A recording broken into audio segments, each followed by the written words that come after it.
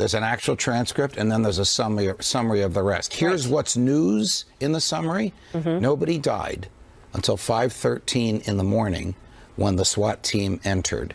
Prior to that, no one had been killed. The 53 that were injured and the 49 that were murdered all met their fates at the time of and during the police entry into the building. All right. This is absolutely stunning.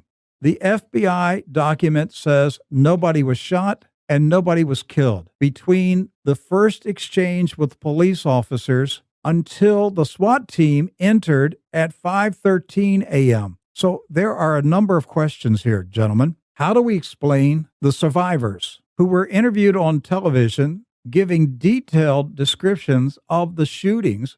How do we reconcile their eyewitness account with the FBI statement that nobody was shot and killed until the SWAT team arrived? Because somebody is lying. You cannot come to any other conclusion other than somebody is lying. I see three possibilities. Number one, the victims are not telling the truth. Nothing happened.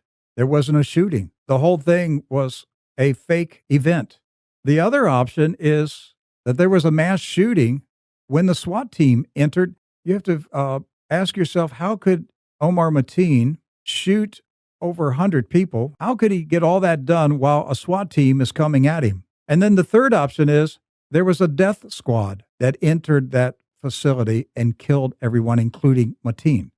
I don't like any one of those options. No. Somebody's got to explain why eyewitnesses, survivors say the shooting started at 2:02. Why does the FBI say nobody was shot and nobody was killed until 5:13 a.m.? Yesterday, they told us in the summary, this is in the very same document as the redaction. Right. Yesterday, they told us in the summary that no shots were fired between the initial encounter between the killer and two police that were there and the breach 5 hours and 12 minutes later. And from that, we reported that the killings occurred at the time of the breach. Correct. Last night, Megyn Kelly interviewed two survivors who said they spent 3 hours hovering on a bathroom floor, bleeding from their gunshot wounds.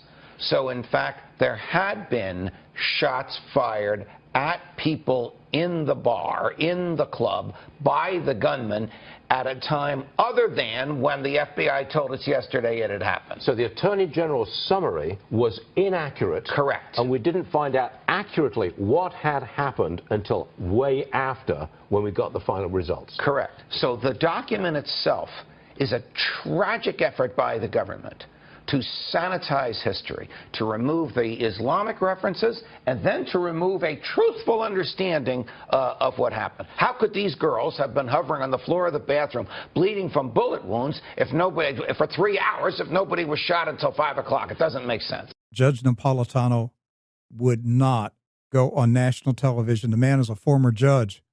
He would not go on national television and make an outrageous statement that could not be backed up. Either the FBI put out a false report or the FBI gave an accurate report and everybody else is lying. I don't know who is lying. There is a big stinking lie in this story. Somebody's lying, and it's not Judge Napolitano.